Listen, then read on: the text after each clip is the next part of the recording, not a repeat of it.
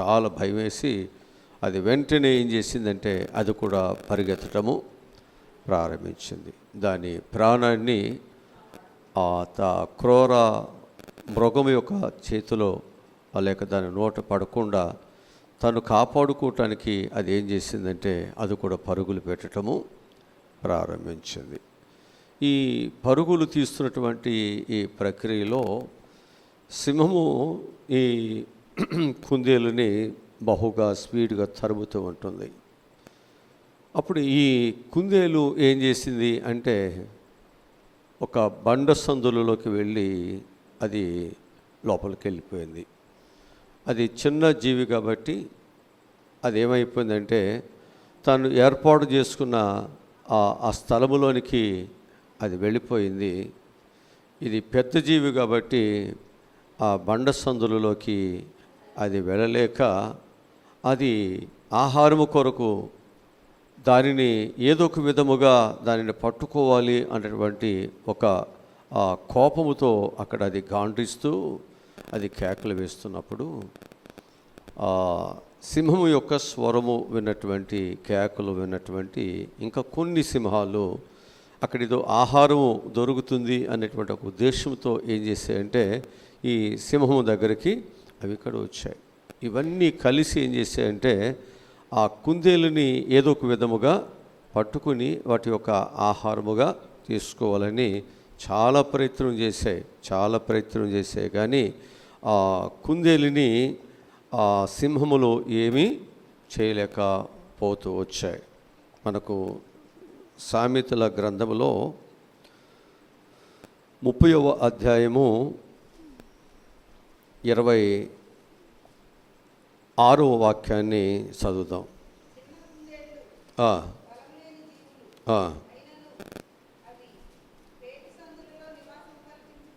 చాలు. ఇక్కడ మనం చదువుకున్నటువంటి వాక్య భాగములు చూస్తే చిన్న కుందేలు అవి బలములేనివి. మరి ఒక బలము లేనటువంటివి ఒక బలమైనటువంటి వాటి యొక్క నోటి నుండి వాటి ప్రాణాన్ని కాపాడుకోవాలి అంటే వాటికి కూడా ఒక చిన్న నివాస స్థలం అనేది చాలా అవసరమే ఉంది. ఎందుకనంటే ఎప్పుడు ఎలాంటి ప్రమాదం వచ్చినప్పటికీ ఆ ప్రమాదం నుండి అవి తప్పించుకోవటానికి అవి ఏం చేస్తున్నాయంటే ఒక బండ సందులో ఒక చిన్న గృహాన్ని అవి నివాస స్థలాన్ని అవి ఏర్పాటు చేసుకుంటూ ఉన్నాయంట. అందుకే అక్కడ చెప్తున్నటువంటి మాటను మనం జ్ఞాపకం చేసుకుంటే సింహము నోటికి కుందేలు యొక్క ప్రాణానికి బెత్తుడెంత ఎడమే ఉంది. కుందేలు యొక్క సింహము యొక్క నోటికి కుందేలు యొక్క ప్రాణానికి బెత్తుడంతా దూరమే ఉంది. అయినా సింహము కుందేలుని ఎంత ప్రయత్నం చేసినా ఏమీ చేయలేకపోతూ వచ్చింది. దాని యొక్క క్రూరత్వపు చూపులు ఆ కుందేలుని ఏమీ చేయలేకపోతూ వచ్చాయి. ఈలోపు ఈ సింహము అరుపులు వచ్చినటువంటి ఈ సింహములు కూడా అక్కడ చేరుకున్నప్పటికి కూడా ఆ సింహాలు కూడా ఏమీ ఆ కుందేలుని చంపలేకపోయాయి. చివరికి అవి ఏం చేస్తున్నాయంటే ఉసూరుమంటూ తలను వేలాడదీసి ఎంత ప్రయత్నము చేసినప్పటికీ కూడా ఆ చిన్న కుందేలుని మనము చంపలేక మన ఆకలిని తీర్చుకోలేక మనము నిరాశతో వెళ్ళిపోవాల్సి వచ్చింది అని చెప్పేసి అవి చాలా బాధతో వెళ్ళిపోతున్నాయి.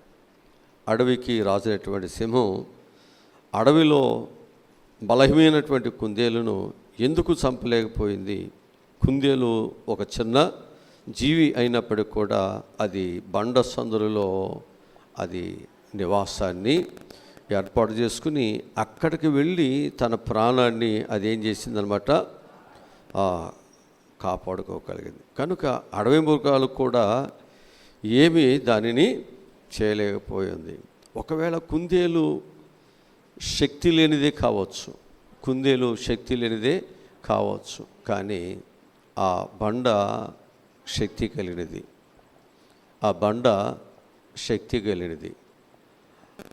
ఒకవేళ సింహము కుందేలు కంటే శక్తి కలిగిందే కావచ్చు, కానీ ఆ బండ కంటే శక్తి కలిగినది కాదు.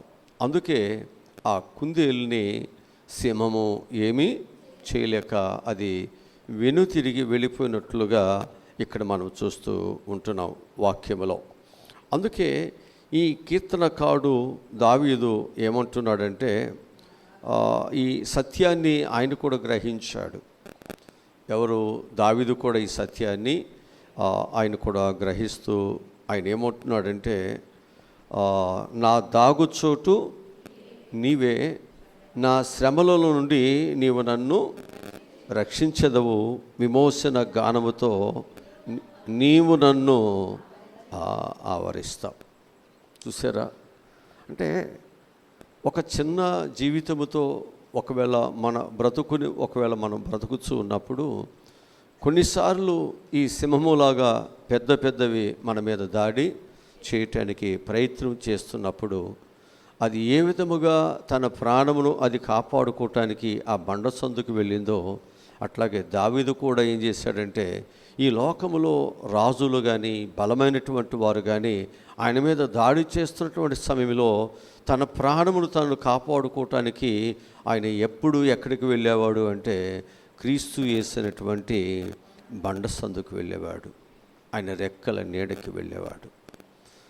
ఆయన ఏం చేసేవారు అంటే, తన కుమారుడుగా తన యందు భయభక్తులు కలిగి ఆయన యొక్క హృదయానుసారంగా బ్రతుకుచు ఉదయం నుంచి సాయంత్రం వరకు ఆయన యొక్క భక్తిభావాలతో సాగిపోతూ ఆయన యొక్క కుమారుడుగా సేవ చేస్తూ ఆయన మహిమపరుస్తూ పాడుతూ కొనియాడుతూ దేవుని మహిమపరుస్తూ ఉన్నాడు. ఆయన గొర్రెల కాపరికి ఉన్నప్పటికీ కూడా ఆయన దేవుని స్తుతించేవాడుగానే ఉన్నాడు తప్ప ఆయన ఎప్పుడు కూడా ఆయన తల్లిదండ్రులకు కానీ అన్నదమ్ములకు కానీ ఎవరికి కానీ ఆయన నష్టము కలిగించిన వాడు కాదు. తన యొక్క జీవితం అంతా కూడా దేవునిని మహిమపరుస్తూ దేవుణ్ణి ఘనపరుస్తూ ఉన్నటువంటి తరుణంలో అనేకమైన కష్టములు, అనేకమైన బాధలు తనకు తెలియకుండానే తన మీదకి రకరకాల పరిస్థితులు వస్తున్నప్పుడు ఆయన ఎక్కడికి పరిగెత్తేవారు అంటే దేవుని దగ్గరికి పరిగెత్తేవాడు.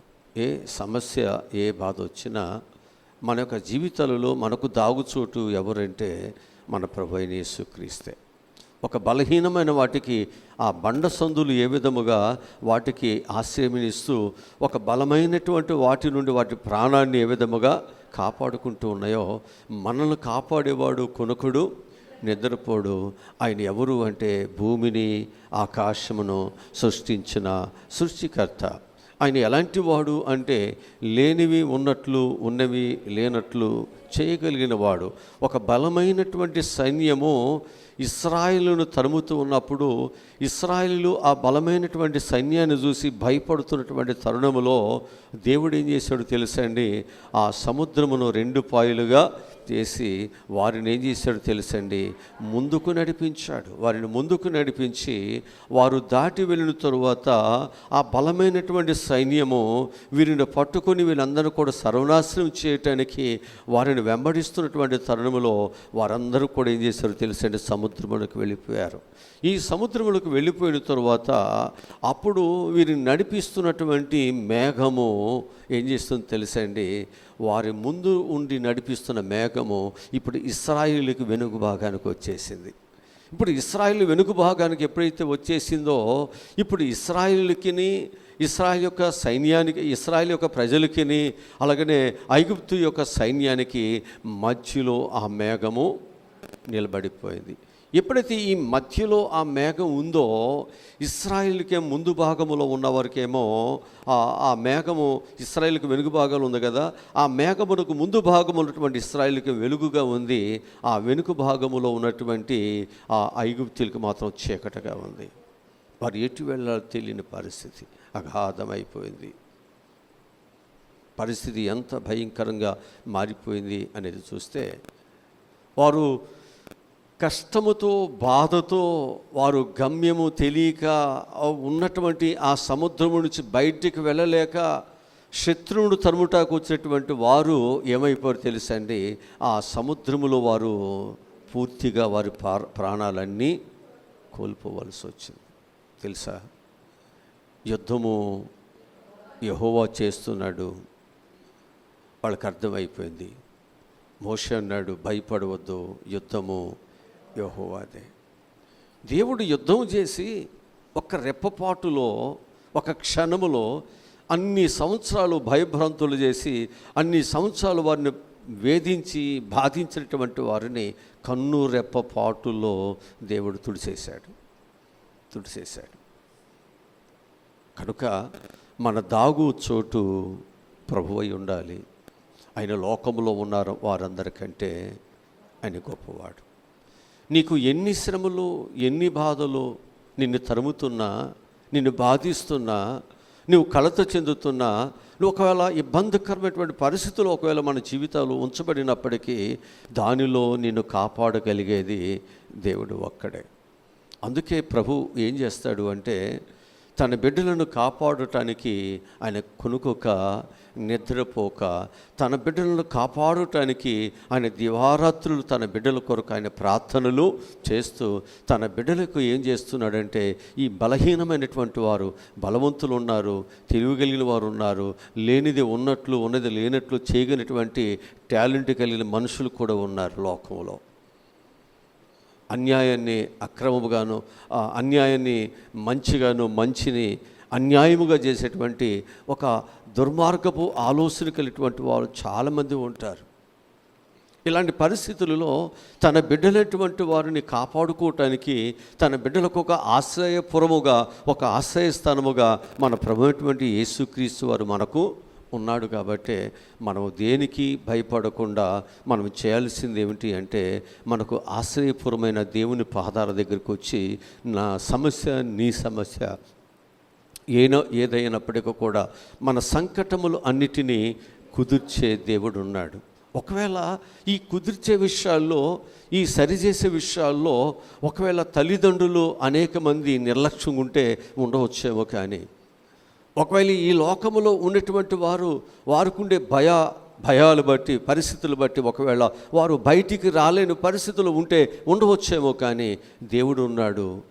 ఆ ప్రభు ఖచ్చితంగా కష్టకాలములో, ఆపత్తి కాలములో ఆయన నమ్ముకోదగిన సహాయకుడిగా తన పిల్లలకి ఎప్పుడునూ సహాయం చేస్తాడు. ఇప్పుడు ఈ ఇశ్రాయేలు ప్రజలు తరమబడుతున్నప్పుడు శత్రు మరలా తిరిగి వారిని భయంకరంగా తరుముతూ దగ్గరకు వచ్చే కొలది వారి జీవితాలలో అడుగు ముందుకు వేయలేక వెనుకకు వేయలేనటువంటి పరిస్థితులలో దేవుడు ఏం చేశాడంటే వారికి మార్గమును చూపించాడు.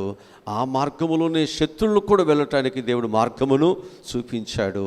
శత్రువులను, దేవుని ప్రజలను దేవుడు ఏం చేశాడు, వేరు చేయటానికి మధ్యలో నిలబడిపోయాడు. అందుకంటాడు, సమస్య వచ్చినప్పుడు గగనము చీల్చుకుని వచ్చి దిగి వచ్చి నేను నీకు సహాయమును చేస్తాను. దేవుడు చేస్తాడు. మన జీవితాల్లో దేవుడు చేస్తాడు. ఎన్నో విజయాలు చూసాం, ఎన్నో పోరాటములు చూసాం. పోరాటములలో, ఇబ్బందులలో ఎన్నో వాటిని మన జీవితాల్లో మనం ఎదుర్కొన్నాం. అనేక సమస్యలలో దేవుడు మనకెంతో సహాయమును దయచేస్తూ వచ్చాడు. ఇశ్రాయేలు ప్రజలకు కూడా దేవుడు ఆ విధంగానే అనేక సమస్యలలో దేవుడు వారికి తోడుకున్నాడు. కొన్నిసార్లు వారు బానిసత్వంలోకి వెళ్ళినప్పుడు, కొన్నిసార్లు ఇబ్బందుల్లోకి వెళ్ళినప్పుడు, కొన్నిసార్లు అనేకమైన పరిస్థితులు వారి జీవితాల్లోకి వచ్చినప్పుడు ఇశ్రాయేలు రాజ్యమే లేని పరిస్థితికి వచ్చింది. ఇశ్రాయేలు అనేటువంటి రాజ్యమే లేని పరిస్థితికి వచ్చింది. ఇశ్రాయేలు అంటే భయపడినటువంటి లోకము ఒక కాలం వచ్చేసరికి ఇశ్రాయేలుకు రాజ్యమే లేనటువంటి దుస్థితికి వచ్చేసింది. దానిని మరలా దేవుడు ఏం చేశాడు, ఇశ్రాయేల్ రాజ్యముగా ఏర్పాటు చేసి ఇప్పుడు ప్రపంచ దేశంలో ఇశ్రాయేలు అంటే భయము కలిగేటట్లుగా దేవుడు ఏర్పాటు చేస్తున్నాడు. కష్టాలు ఉన్నాయి, కొన్నిసార్లు మరుగైపోతాం, కొన్నిసార్లు అపజయం ఉంది, కొన్నిసార్లు కన్నీరు ఉంది, ఎన్నోసార్లు దేవుడు తోడుగా ఉన్నాడు. కొన్నిసార్లు మన జీవితాల్లో మనము అనేకమైన కన్నీటితో, వేదనతో మన జీవితాలు ఉంటాయి. అలాంటి సమయంలో మనకు ఒక దాగుచోటు ఉంది. మనం మొదపెడితే వినే ఒక నాథుడు మనకు సహాయకుడు మనకున్నాడు. మన శ్రమలు, మన బాధలు ఏమైనప్పటికీ ఒకవేళ మనుషులు, లోకనాథులు ఒకవేళ మనకు సహాయం చేయలేకపోవచ్చు, లోక అధికారులు ఒకవేళ మనకు పక్షముగా ఒకవేళ వారు నిలబడలేకపోవచ్చు, కానీ దేవుడు ఉన్నాడు. నీతి న్యాయం లేని వాడు ఖచ్చితంగా దేవుడు మనకు సహాయమును దయచేస్తాడు. మన జీవితాల్లో మనం నేర్చుకోవాల్సింది ఏమిటి అంటే, మనం బలహీనమే, కానీ మనం పూజిస్తున్న, మనం ఆరాధిస్తున్న దేవుడు బలవంతుడు.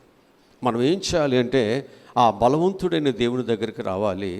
నీ బలహీనత ఏంటో, నీ కష్టం ఏమిటో, నువ్వు చేయలేనిది ఏంటో, నువ్వు దేని విషయంలో భయపడుతున్నావో, ఏది నువ్వు చేయాలని మంచి కోరుతున్నావో అది చేయటానికి నేను నీ పక్షముగా నేనున్నాను. కనుక మన పక్షమున ఉన్నటువంటి వాడు ఈ లోకములో ఉన్న వారందరికంటే గొప్పవాడని ఎరిగి ఆయన మనకు సహాయం చేసేంత వరకు మనం ఏం చేయాలంటే ఎదురు చూడాలి. మనం ఏం చేయాలి? ఎదురు చూడాలి. కరువు వచ్చిందని అబ్రహాము కనాను దేశాన్ని విడిచిపెట్టి ఆయన ఐగుప్తు దేశానికి వెళ్తాడు. ఐగుప్తు దేశానికి వెళితే శారమ్మ అందంగా ఉంటుంది.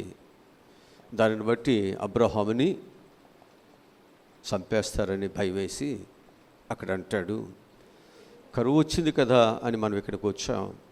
ఇక్కడికి వస్తే మరి అక్కడ ఉన్న ప్రజలు వాళ్ళు మంచివాళ్ళు కాదు, నిన్ను బట్టి ఒకవేళ నన్ను చంపేయచ్చు.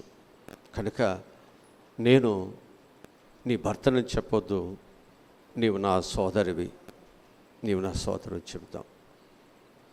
ఇప్పుడు అక్కడికి వెళ్ళిన తర్వాత పరిస్థితి ఏమైంది అనేది మనం చూస్తే తన భార్యను తను అనుకున్నట్లుగానే రాజు తీసుకుపోయాడు.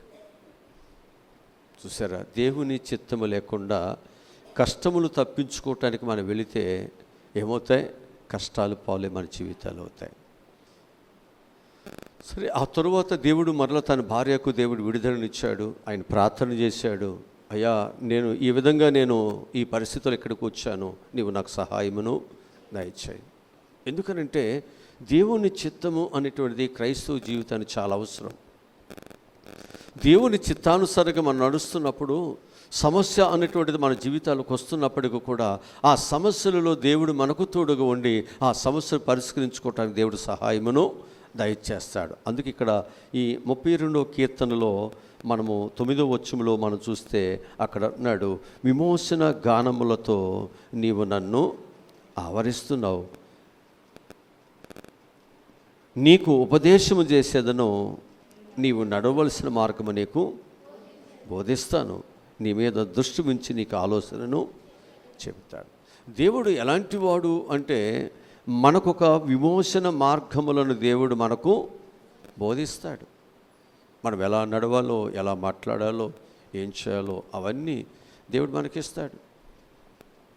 దేవుని పిల్లలుగా మనం ఎప్పుడైతే ఆయన్ని ప్రేమించేవారుగా ఆయన యొక్క చిత్తానుసారంగా మనం నడుచుకుంటూ ఆయన యొక్క చర్యలన్నిటిని కూడా మనం జాగ్రత్తగా మనం చేయగలిగితే, అది కష్టమైన, బాధ అయినా, ఇబ్బందులైనా, మనం చేస్తున్న ప్రతి పని కూడా అది మన స్వార్థము కొరకు కాకుండా అది ఒక ప్రజల శ్రేయస్సు కొరకు, దేవుడు మెచ్చుకునేటట్లుగా, దేవునికి ఇష్టమైనట్లుగా మనం చేయగలిగినట్లయితే ఖచ్చితంగా దేవుడు మనకేం చేస్తాడు? సహాయమును మనకు చేస్తాడు. ఇప్పుడు నీతిమంతుడు లేడు, అందరూ పాపం చేసాం కాబట్టి కొన్ని తెలిసినవి ఉంటాయి, కొన్ని తెలియకుంటాయి. పొరపాటు మానవ జీవితాల్లో ఆ పొరపాటు జరిగినప్పుడు దాన్ని ఏం చేసుకోవాలి? సరి చేసుకోవాలి. ఆ సరి చేసుకోవటం వలన ఏమవుతుంది? పొరపాటు క్షమించబడుతుంది. ఆ పొరపాటుని పొరపాటు అంటూ ఉంటే అది వివాదం అవుతుంది, సమస్య పరిష్కరించబడదు. ఇప్పుడు కుమారుడు తప్పు చేశాడు అనుకుందాం. తల్లిదండ్రులు ఏం చేస్తారు? వచ్చి, అయ్యా నా కుమారుడు తెలియక పొరపాటు చేశాడు, నా కుమారుని ఏం చేయాలి? క్షమించండి అనాలి. అట్లాగే ఒక దైవజనుడిగా నేను తప్పు చేశాను అనుకుందాం. సంఘం ఏం చేయాలి? అయ్యా నిజంగా మనం దేవుని పని జరగాలి, దేవుని బిడ్డలవి మంచి జరగాలి అనుకున్నప్పుడు, అయ్యా పాస్టర్ గారి పక్షంగా మేము క్షమాపణ కోరుతున్నాం, మమ్మల్ని క్షమించండి అని అధికారిని తప్పకుండా అడగాలి. లేదు, ఇక్కడ సమస్య ఉంది కాబట్టి ఈ సమస్యను ఇంకా కొంచెం బలపరిస్తే, ఆ సమస్యను ఇంకా కొంచెం తీవ్రతలోకి తీసుకువెళితే ఏమవుతుంది? అది పరిష్కరించబడుతుందా? వివాదం అవుతుంది. ఇలాంటి పరిస్థితులు నాకు చాలా మనస్తాపనకి చాలా గురి చేస్తూ ఉన్నాయి.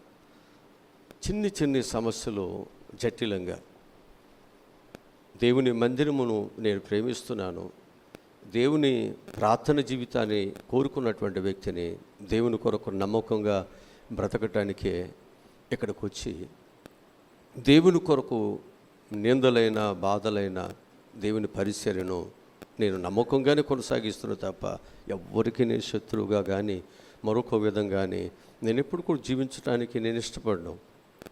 కారణం ఏంటి అంటే, నేను 10 మందికి ఒక రక్షణ మార్గం చూపించడానికి వచ్చిన నేను 10 మందికి నేను శత్రువుడిగా అయితే ఎవరు దేవుని దగ్గరికి వస్తారు? కానీ ఒక కుటుంబంలో ఒక యజమానుడుగా, ఒక బాధ్యత కలిగినటువంటి ఒక దైవజనుడిగా నేనేం చేయాలి అంటే, గద్దించాలి, బుద్ధి చెప్పాలి, జ్ఞానం చెప్పాలి, వారు నడవలసిన త్రోవలు వారిని నడిపించాలి. బాధ్యత నాది. మందను మేపేవాడు సరిగ్గా మందను నడిపించలేకపోతే మంద చెదిరిపోతుంది. మందను మేపేవాడు ఏం చేయాలంటే, సరైన మార్గములో అతడు నడవగలిగి ఆ మందను తీసుకువెళితే ఆ మంద పచ్చిక బయళ్ళు ఉంటాయి, మంచిగా ఉంటాయి. అందుకే సంఘము అనేటువంటిది ఒక బలహీనముగా ఉన్నటువంటి సంఘము, ఒక నిరుపమానముగా ఉన్నటువంటి పరిస్థితులు ఇక్కడ ఈరోజు ఈ విధముగా ఇక్కడ అన్ని కార్యక్రమాలు జరుగుతున్నాయంటే దీనికి కారణం ఏంటి? నడిపించే నాయకుడు చాలా మనకు అవసరమై ఉంది. ప్రజలు అప్పుడు లేరా? ఈ మాట్లాడుకున్నటువంటి వారు అప్పుడు లేరా? కష్టాలు ఉన్నప్పుడు, ఇక్కడ ఏమీ లేనప్పుడు, ఇక్కడ పరిస్థితులు అన్నీ అనుకూలంగా లేనప్పుడు, అనేక బాధలు, ఇబ్బందులు, ఒక చీకటి అగాధముగా ఈ పరిస్థితులు ఉన్నప్పుడు లేమా? ఎందుకు చేయలేకపోయాం అంటే, రక్షించేటువంటి వాడు ఒక్కడు మోషే ఏం చేశాడు? ఇశ్రాయేలును అంతమంది లేరా? వాళ్ళు కష్టపడేవాళ్ళు కాదా? జ్ఞానము కలిగిన వారు కాదా? ఉన్నారు. కానీ దేవుని కొరకు, దేవుని చిత్తానుసారంగా ప్రజల క్షేమం కొరకు పనిచేసేవాడు కావాలి. అలాంటి వాడు ఉంటేనే దేవుని పని అనేది ప్రజలకు మేలు కలుగుద్ది. అది దేవుడు సంతోషిస్తాడు ఆ పనిని బట్టి. అది దేవునికి ఇష్టంగా ఉంటుంది ఆ పని. మనం ఎప్పుడు కూడా మన స్వార్థం కొరకు కాదు, అది దేవుని కొరకే మనం చేయాలి. కనుక ఇలాంటి పరిస్థితులు అనేకముగా నా కళ్ళ ఎదుటిని అనుభవించాను, వాటి దాటుకుంటూనే వెళుతున్నాను. అవన్నీ మీరు కూడా చూస్తున్నారు. మనం దాటుతూనే వెళుతున్నాం. దేవుడు ఒకరోజు ఖచ్చితంగా విజయం అనేది దేవుడు ఇస్తాడు. ఎందుకని అంటే, ఒక కుందేలు బలహీనమైనప్పటికీ కూడా ఆ కుందేలు యొక్క ఆ ప్రాణ రక్షణ ఏది ఇచ్చింది అంటే, ఆ బండ సొందులు ఇచ్చినట్లుగా నా బండ, నా దాగుచోటు, నా శ్రమలలో నాకు ఆశ్రయం ఎవరంటే నా ప్రభు అయిన యేసుక్రీస్తు. పిలిచిన వాడు కష్టాలు వచ్చినప్పుడు నడిపిస్తున్నటువంటి మోషేకు, ఇశ్రాయేలు ప్రజలకు దేవుడు తోడుగా లేడా? అందుకంటాడు, పిలిచిన వాడు నమ్మదగిన వాడు. మనం ఓర్పుతో, సహనముతో ఆయన యొక్క కృప కొరకు కానీ మనం కనిపెట్టగలిగితే యుద్ధం ఎవరు చేస్తారు అంటే దేవుడే చేస్తాడు. ఒకరోజు ప్రతి నోరుని దేవుడు మోయిస్తాడు, ప్రతి నోటిని దేవుడు మోయిస్తాడు. ఎవరైతే మన మీద అపార్థం చేసుకుంటూ ఉన్నారో వాళ్ళందరినీ దేవుడు ఏం చేస్తాడంటే, ఖచ్చితంగా వారి నోటిని మోయించి వారు విధేయత కలిగిన వారికి దేవుడు వారినే కూర్చోబెడతాడు. వాళ్ళే కూర్చోబెడతాడు. నోరు మూసుకుని కూర్చుంటారంతే. వాళ్ళే నోరు మూసుకుని కూర్చుంటారు. నా కొరకు కాదు, వాళ్ళు దేవుని భయముతో వారికున్న పరిస్థితులు బట్టి వారు వచ్చి మోకరిల్లిపోతారు. ఒక కాలం ఉంది ప్రతిదానికి. అందుకే కాలమే అన్ని సమస్యలకు పరిష్కారం కాలమే చూపిస్తుంది. ప్రతిదానికి పరిష్కారము ఏది చూపిస్తుందంటే కాలము చూపిస్తుంది. అందుకే కాలములు, సమయములు అది దేవుని స్వాధీనంలో ఉన్నాయి. కాలం పరిష్కరిస్తుంది అంటున్నాం కదా, ఆ పరిష్కరించేటువంటిది ఎవరి చేతిలో ఉంది? దేవుని చేతిలో ఉంది. దేవుడు ప్రతి సమస్యకు పరిష్కారం దేవుడు ఇస్తాడు. కనుక మనము నీ భారము నీదేదైనా ఉన్నట్లయితే మనం ఏం చేయాలి అంటే, మన బాధలు, మన కష్టాలన్నిటిని కూడా మనం దేవుని దగ్గరికి మనం తీసుకువెళ్ళినప్పుడు ఖచ్చితంగా దేవుడు మనకు సహాయమును చేస్తాడు. ఒక సందర్భాన్ని నేను మీకు చెప్పాలని ఆశపడుతున్నాను. దావీదు అలసట నొంది బలహీనంగా ఉన్నాడు. నేను అతని మీద పడి అతన్ని బెదిరించిన యెడల అతని యొద్ద ఉన్నటువంటి జనులందరూ కూడా పారిపోతారు. అప్పుడు నేను రాజును మాత్రమే హతము చేసి జనులందరూ నీ తట్టు తిప్పేదను. నీవు వెదకు మనిషిని నేను పట్టుకొనగా జనులందరూ వచ్చి నీతో సమాధాన పడతారు గనుక నీ చిత్తమైతే నేను 12,000 మందిని ఏర్పరచుకుని పోయి ఈ రాత్రి దావీదును తరిమి పట్టుకుందునని అహీతోపేలు అబ్షాలోముతో చెబుతాడు. అబ్షాలోము రాజ్య అధికారం కొరకు దాహము కొని కన్న తండ్రినే చంపటానికి సైన్యాన్ని వేసుకుని వస్తే దావీదు ఏం చేస్తాడంటే తన ప్రాణమును తనను కాపాడుకోవటానికి ఆయన ఏం చేశాడు, అక్కడి నుంచి పారిపోయాడు. దావీదేమీ బలహీనుడు కాదు, యుద్ధ నేర్పరే లేనివాడు కాదు, అతడు దగ్గరున్న సైన్యము బలహీనమైంది కాదు. కారణం ఏంటో తెలుసా? పరిస్థితులు బట్టి ఏమవలసి వచ్చింది, ఆయన దాక్కోవాల్సి వచ్చింది, పారిపోయాడు. ఇప్పుడు అబ్షాలోము దగ్గర ఉన్నవారు అంటారు, ఆయన ఇప్పుడు పారిపోయాడయ్యా, పెద్దవాడయ్యాడు కదా, అలసిపోయాడు, వాళ్ళు కూడా సైన్యమంతా కూడా పారిపోయారు, ఇప్పుడు మేము వెళ్ళి ఈ 12,000 మందితో మేము వెళ్ళి ఏం చేస్తామంటే ఈ 12,000 మందిని తీసుకుని వెళ్ళి ఈ రాత్రి దావీదును తరిమి పట్టుకొని అతన్ని మేమేం చేస్తామంటే అతను చంపేస్తాం, నువ్వు మాకు సెలవిస్తే చాలు, ఒక అధికారిగా నువ్వు మాకు సెలవిస్తే చాలని అబ్షాలోమునకు ఇశ్రాయేలు వారి యొక్క పెద్దలందరికీ యుక్తముగా ఈ విషయం అంట ఆయన చెప్పినటువంటిది బాగుందంట. ఎవరు చెప్పింది? అహీతోపేలు చెప్పింది. చాలా బాగుందంట, అవకాశం బాగుంది. ఇప్పుడు వెళ్ళిపోతే శత్రువుని మనం ఏం చేయొచ్చు, పట్టుకోవచ్చు, శత్రువుని మనం ఏం చేయొచ్చు, చంపేయచ్చు అనుకున్నానంట.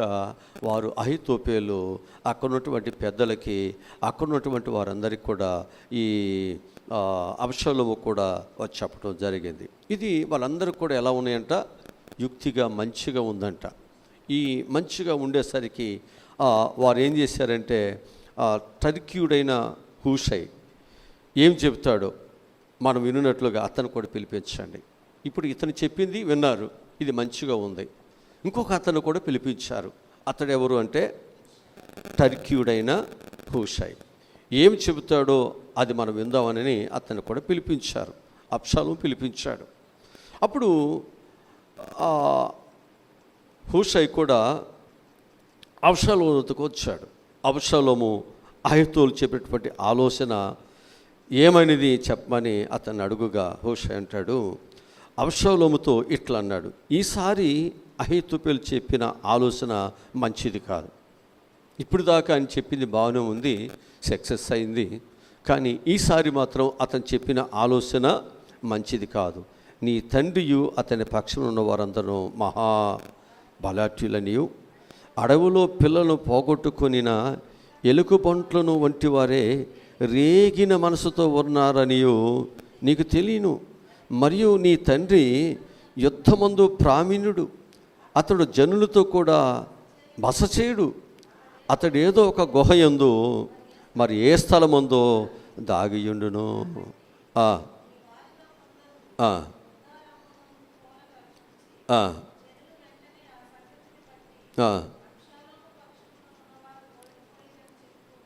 చాలు. ఇక్కడ మనం చూస్తే ఇది మనకు 2 సమూయేలు గ్రంథం 17వ అధ్యాయము మొదటి వచనం నుంచి మనం చదువుకుంటూ వచ్చాం. సరే, ఈ విషయం నేను మీకు ఎందుకు చెప్తున్నాను అంటే వీళ్ళు అనుకున్నటువంటి దానిలాగా ఆయన అక్కడ ఉండడు. ఆయన ఎక్కడ ఉంటాడు? ఏ బండ సందులలో ఎక్కడో ఆయన దాక్కుంటాడు. కానీ ఆయన మనలాంటి వాడు కాదు, ఆయన చాలా తెలివిగలవాడు. రెండవది, వాళ్ళు ఇప్పుడు ఎలా ఉన్నారు తెలుసా? ఇప్పుడు అడవిలో ఒక బిడ్డను పోగొట్టుకున్నటువంటి ఒక ఎలుగుబొంటు ఎలా ఉంటుందో ఇప్పుడు అలా ఉన్నారు. వాళ్ళ దగ్గరికి వెళితే మీ ఆటలేమి సాగో, పారిపోయారు కదా అని చెప్పేసి మీరు ఏదో వెళ్ళి పట్టుకుంటాం, దావీదుని అది చేసేస్తామంటే దావీదు ఏమో సామేరుడు అనుకుంటున్నావా? చిన్నపిల్లోడు అనుకుంటున్నావా? అసలు ఆయన చుట్టూ ఉన్న వాళ్ళు ఎవరు కదా? వాళ్ళు ఒంటి చేత్తో యుద్ధాలు చేసి గెలిపించిన వాళ్ళు, మహాబలాఢ్యులు, శత్రువులు సహితము సర్దారులు సహితమే గజ గజ గజ వణికిపోయిన వారి పేర్లు చెబుతుంటే, అలాంటి వారిని నువ్వేదో కొద్ది మందిని తీసుకువెళ్ళిపోయేదో చేస్తారంటే వాళ్ళు అంత ఈజీగా నీకు దొరికిపోతారా అని ఎవరు చెప్పారు? హూషై చెప్పాడు. ఈసారి మాత్రం మీరు అతని మాట మీరు వినొద్దయ్యా, అతని మాట వినొద్దు. ఇప్పుడు వరకు అతను చెప్పిందంత బాగుంది, కానీ ఇప్పుడు చెప్పేది మాత్రం అతను చెప్పేది సరిగ్గా లేదు అని చెప్పేసి అహీతోపెలు మాటలు ఏం చేశాడు? ఆయన పక్కకు నెట్టేశాడు. కనుక ఈరోజు నేను మీకు జ్ఞాపకం చేస్తున్నాను, దావీదు మొదటి నుండి తనకంటూ ఒక శ్రేష్టమైనటువంటి ఒక స్థలాన్ని ఆయన ఏర్పాటు చేసుకున్నాడు. దావీదు యొక్క జీవితంలో తను ఒక శ్రేష్టమైనటువంటి ఒక స్థలాన్ని ఆయన ఏర్పాటు చేసుకున్నాడు. ఆ శ్రేష్టమైన స్థలము ఏది అంటే ప్రభు అయిన యేసుక్రీస్తు. మనము కూడా ఎంత యుద్ధ వీరులమైనా, ఎంత జ్ఞానము కలిగిన వారమైనా మనకు అపాయాలు వస్తాయి, మనం తరుముబడతాం, మనకి శత్రువులు ఉంటారు, అనేకమైన పరిస్థితులు మన మీద కూడా వస్తాయి. ఎంత యోగ్యత కలిగిన వాడైనా, ఎంత బలవంతుడైనా అతనికి కూడా అనేక సార్లు ఇలాంటి అనుభవాలు వస్తాయి. వచ్చినప్పుడు మనకు ఒక దాగుచోటు చాలా మనకు అవసరము.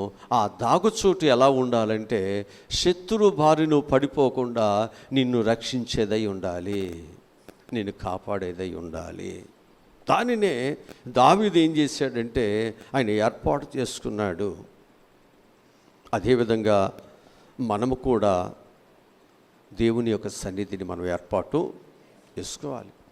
దావీదు ఏర్పాటు చేసుకున్నాడు కాబట్టి దావీదుకు దేవుడు కాపుదలు ఇచ్చాడు. కుందేలు ఏర్పాటు చేసుకుంది కాబట్టి ఆ కుందేలుని తను కాపాడుకోగలిగింది.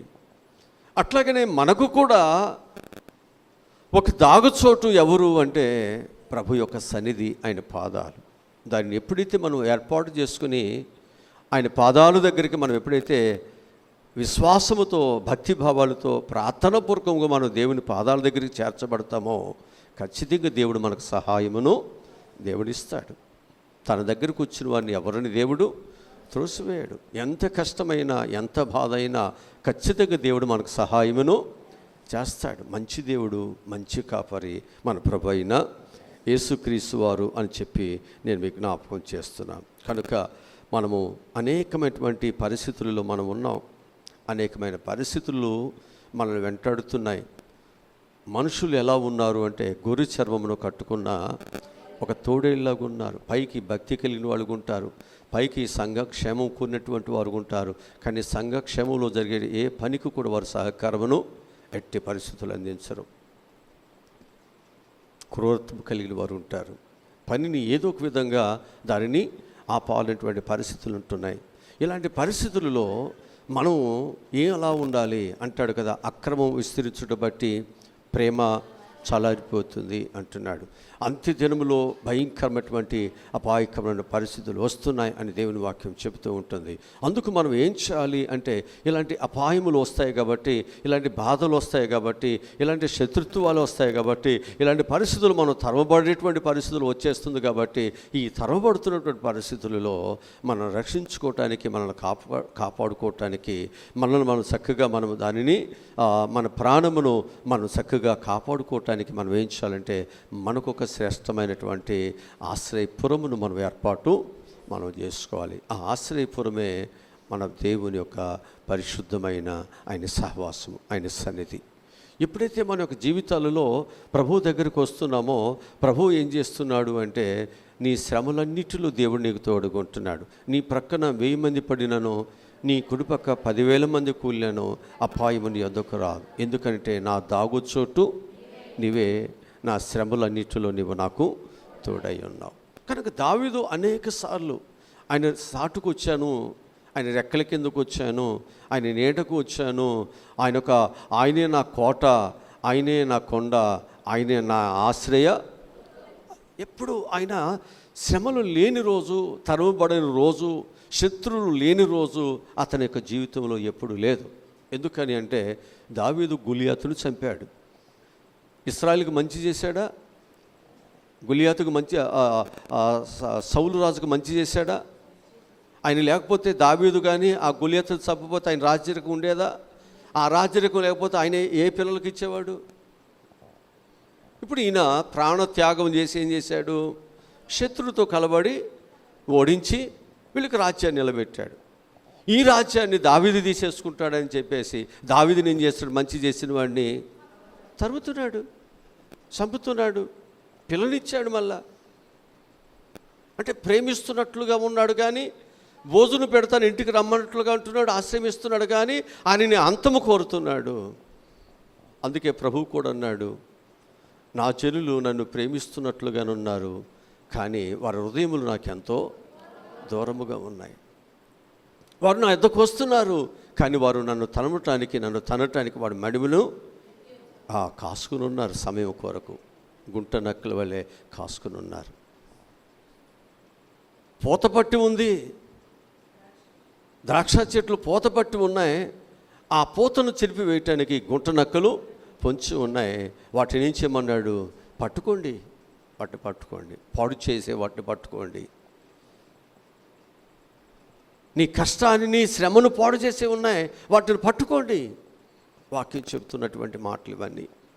కనుక నా జీవితంలో, మన యొక్క జీవితాల్లో మనం ఏం చేయాలంటే, సాతానుడు గద్దించు సింహం వలె ఎవరిని మృంగుతున్నా అని చెప్పేసి ఏం చేస్తాడు?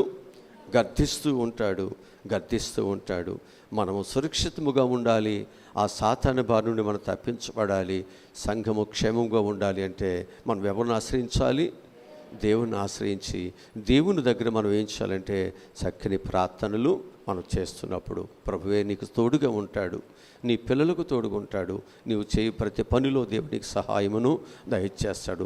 నీ జీవిత కాలం అంతా కూడా నీకు ఏమి కావాలో అది దేవుడు నీకు సహాయం చేస్తాడు. ఎప్పుడైతే దేవుని దగ్గర, దేవుని పాదాల దగ్గర ఉంటావో నువ్వు నిర్భయముగా, నిశ్చింతగా, మంచిగా ఉండవచ్చు. ఎందుకని? నీ భారము దేవుని మీద వేసావు కాబట్టి, నీవు ఆయన యొక్క పాదాల దగ్గరికి వెళ్ళావు కాబట్టి, నీవు నడవలసిన మార్గములో దేవుడు నిన్ను నడిపిస్తూ నీవు తొలగిపోకుండా, పడిపోకుండా, జారిపోకుండా క్రీస్తు అనే బండ మీద దేవుడు నీ పాదములను నిలుపుతాడు. నువ్వు స్థిరముగా ఉంటావు, దేవుడు సహాయమును దేవుడు చేస్తాడు. అందుకే ప్రతి ఒక్కరము పరిస్థితులు కొన్నిసార్లు అనుకూలంగా ఉంటాయి, కొన్నిసార్లు మన జీవితాల్లో తరమబడుతూ ఉంటాం. మనకు తెలియదు సమస్య ఎప్పుడు వస్తుందో, మనకు బాధలు ఎట్లా వస్తాయో మనకు తెలియదు. మనం అనుకున్న విధంగా నేను మంచిగా ఉన్నాను, లేదా నా పిల్లలకు మంచి చేస్తున్నాను, లేదా నా కుటుంబానికి మంచి చేస్తున్నాను అనుకునే తరుణంలోనే మన మీదకి ప్రమాదములు వచ్చేస్తూ ఉంటాయి. మనం చూస్తాం, ఎవరికి తెలియదు ఈ పరిస్థితులన్నీ. అందుకే మనం జాగ్రత్త కలిగి మనం ఏం చేయాలంటే దేవుని పాదాల దగ్గర. ఎందుకని? ఆయనకి కాలములు, సమయాలు, ఎప్పుడు మనకి ఏం జరుగుతుందో మనకి తెలియదు, కానీ ఎప్పుడు ఏం జరుగుతుందో ఎవరికి తెలుసు? దేవునికి తెలుసు. కాబట్టి మనం ఆయన యొక్క చేతుల్లో, ఆయన యొక్క పాదాల దగ్గర మనం ఎప్పుడైతే ఉంటున్నామో మన పిల్లలకు, మన కుటుంబానికి ఎప్పుడు దేవుడు కాపుదలను దేవుడిస్తాడు. దేవుడు ఈ మాటను మన ఎన్నికలు దేవుడు దీవించునుగాక. ఆమె తల్లు ఉంచండి, ప్రార్థన చేసుకుందాం. మా ప్రభువా, మా రక్షకుడా, పిల్లలందరూ చాలా చక్కని విశ్వాసంతో నీ దగ్గరకు వచ్చారయ్యా. ప్రతి ఒక్క బిడ్డ మీద నీ కృప, నీ కాపుదలు ఉంచండి. నువ్వు ప్రేమించావు మమ్మలను, ఈ స్థలములో నీ బిడ్డలుగా ఆరాధన చేసుకోవటానికి లోకములో ఉన్న మమ్ములను ఏర్పాటు చేసుకున్నావు. మాకు ఎక్కడ ఆశ్రయం, మాకు ఎక్కడ కన్నీరు తోడుబడుతుంది? మా శ్రమ, మా బాధ, మా ఒంటరితనము, మా కష్టాలు మేము ఎవరికి చెప్పుకుంటే దేవుడు తీరుస్తారు? నువ్వు ఒక్కరివే కదా. అందుకు ప్రభువా, మనుషులు నమ్ముట కంటే, రాజులు నమ్ముట కంటే యెహోవాను ఆశ్రయించుట మంచిది అని వాక్యము తెలియజేస్తూ ఉంటుంది. ఇశ్రాయేలీయులు గొప్ప జనాంగంగా దీవించబడినప్పటికీ, వారు 2 రాజ్యాలుగా దేవుని ఆశీర్వాదములతో వారు వర్ధిల్లినప్పటికీ, ఒక కాలములో అసలు వారు ఎవ్వరూ లేనటువంటి వారు, రాజ్యమే లేనట్లుగా వారి జీవితాలలో, అసలు భూమి మీదే వారు లేని పరిస్థితులలో వారి జీవితాలు మారిపోయాయి. బానిసలుగా అమ్మబడ్డారు. లక్షల మంది సంహరించబడ్డారు.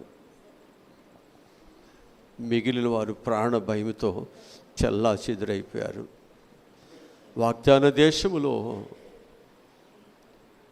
ఇది మీకు సురక్షితము అని చెప్పినటువంటి ఆ స్థలములోనే ఇశ్రాయేలుకి ఏమీ లేనటువంటి శూన్యము కనిపించింది. కానీ కొంతకాలానికి మరలా తిరిగి ఇశ్రాయేలు ఒక్క రాజ్యముగా పోగు చేస్తానన్నాడు. ఇప్పుడు 2 రాజ్యాలు, ఒక్క రాజ్యమే. శత్రుత్వం లేదు, ఇప్పుడు వారందరూ ఐక్యతలోకి వచ్చేసారు. ఒకప్పుడు నాది, నా పిల్లలు, నా కుటుంబము, ఈ రాజరికం నా పిల్లలకు ఉండాలనుకునేటువంటిది పోయింది. ఇప్పుడు మనం బ్రతకాలి, దేశములు మనం ఏంటో చూపించాలి. చిన్న పెద్ద ఎవ్వరు తారతమ్యం లేకుండా, ఆడ మగ అనేటువంటి తారతమ్యం లేకుండా వారందరూ వారి దేశము కొరకు, వారి ప్రజల కొరకు, వారి ఉనికిని వారు కాపాడుకోవటానికి ఎన్నో శ్రమలలో, యుద్ధాలలో, భయంకరమైన పరిస్థితులు వారు నిలబడిపోయారు. ఇవాళ వారే ప్రపంచాన్ని గజగజలాడించేటువంటి స్థాయిలో వారి జీవితాలు ఉన్నాయి. చిన్న మంద భయపడవద్దు, నేను నీకు తోడుకున్నాను. నువ్వు గొప్ప కార్యాలు చేస్తావు, గొప్ప కార్యములు చేయటానికి నువ్వు పూనుకుంటావు.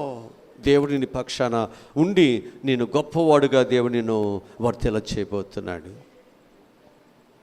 నేను దేవుడు 30 60 100 దేవుడిని జీవితాన్ని దేవుడు మార్చబోతున్నాడు.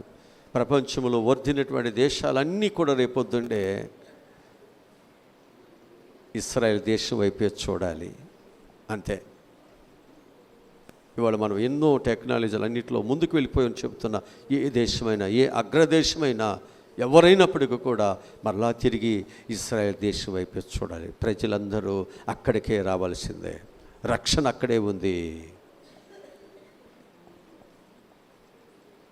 అవును ప్రభా, ఈరోజు నువ్వు చెప్పిన విలువైనటువంటి ప్రతి మాట నాకు, మా పిల్లలకి, ఈ శబ్దాంతరం ద్వారా ప్రతి ఒక్కరికి ఇది ఎంతో జ్ఞానాన్ని, తెలివిని, దేవుని వైపునైనా మా మనసు మారి రూపాంతరం చెందేటువంటి ఒక మంచి ఆలోచన బిడ్డలో కలుగునట్లు సహాయములను దయచేయండి ప్రభా.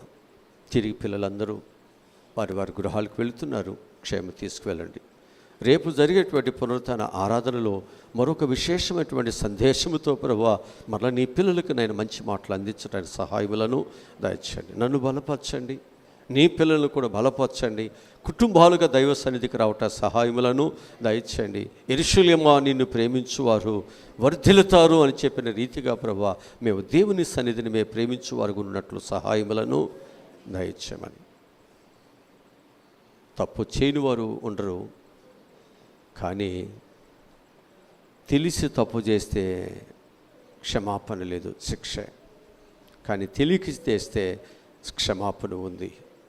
నీ జీవితంలో ఎన్నిసార్లు చెప్పినా తప్పు చేసుకుంటూ పోతే మరి తిరుగు లేకుండా హఠాత్తుగా మరణిస్తామని వాక్యం చెబుతుంది. దేవుని ఉగ్రత మన మీదకి రాకమునిపే, దేవుని కోపం మన మీదకి రాకమునిపే ఎవరు దీనుడే వనుకునో ప్రభు వారిని దృష్టించి వారికి సహాయం చేస్తారని చెప్పిన వాక్య ప్రకారముగా మేమందరూ ప్రభు నీ పిల్లలుగా నీ యొద్దకు రావటానికి సహాయములను దయచేయమని యేసు నామములో ఈ మనవులు ఈ ప్రార్థనలు అడిగి పొందుకుని ఉన్నాము తండ్రి. ఆమేన్. మన తండ్రి అయిన దేవుని ప్రేమ, కుమారుడైన యేసుక్రీస్తు వారి యొక్క దైవకృప, పరిశుద్ధాత్మని నిత్య ఆదరణ, కాపుదల, భద్రత సదా తోడై ఉండునుగాక. ఆమేన్. ఆమేన్.